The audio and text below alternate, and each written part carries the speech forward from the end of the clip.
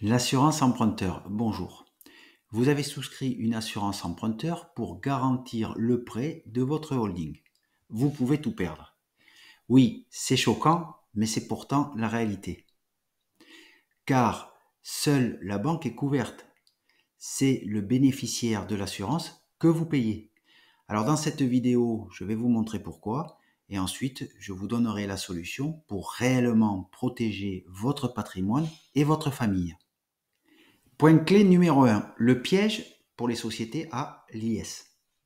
En cas de sinistre, l'assurance rembourse le crédit à la banque. Les CIO l'ignorent, parfois même le banquier, mais un arrêt du Conseil d'État de 1992, l'arrêt Musel, a révélé au grand jour les complications fiscales qu'engendre le remboursement. Car le remboursement est considéré comme un revenu exceptionnel pour votre holding ou votre société. À ce titre, il va être taxé à l'impôt sur les sociétés. Et vos héritiers devront trouver l'argent pour rembourser les 25% d'impôt sur les sociétés. Mais ce n'est pas tout, car le remboursement de la dette augmente la valeur de l'entreprise et va donc augmenter les droits de succession. Ce qui peut rajouter 45% de droits de succession en fonction de la valeur de l'entreprise. En réalité, c'est même plus, car le résultat exceptionnel remonte au niveau du bilan. Point clé numéro 2, la preuve par les chiffres. Imaginez un dirigeant qui a investi 2, 5, voire 10 millions financés à crédit. En cas de décès, les héritiers se retrouvent face à une dette fiscale énorme. Dans nombre de cas, ils seront obligés de vendre l'entreprise pour faire face à cette masse d'impôts. À la douleur du décès se rajouteront des complications fiscales énormes, aussi soudaines qu'incomprises, puisque vous étiez assuré. Alors, pour illustrer mes propos, à l'écran, vous pouvez voir la masse d'impôts en fonction du montant emprunté.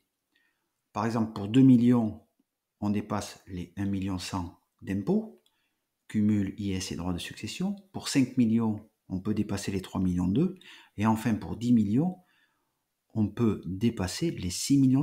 Donc, retenez que la banque est remboursée, mais il reste une dette fiscale énorme sur la tête de vos héritiers. Point clé numéro 3, la solution, la clause séquestre.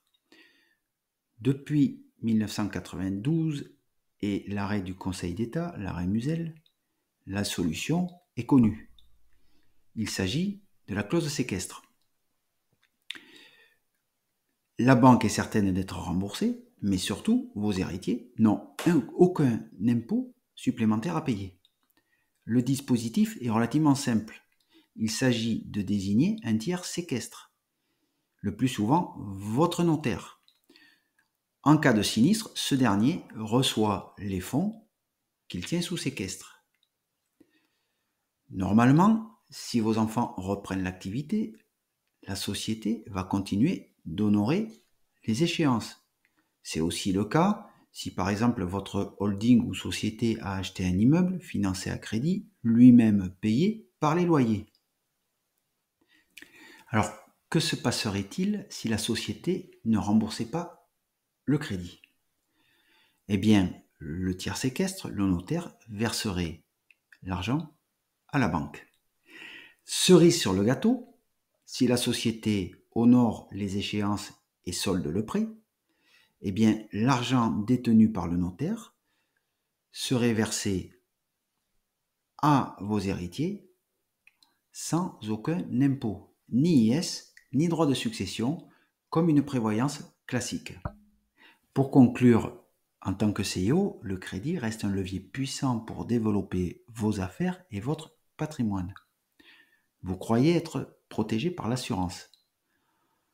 En réalité, elle sème la panique, car elle génère une dette fiscale lourde.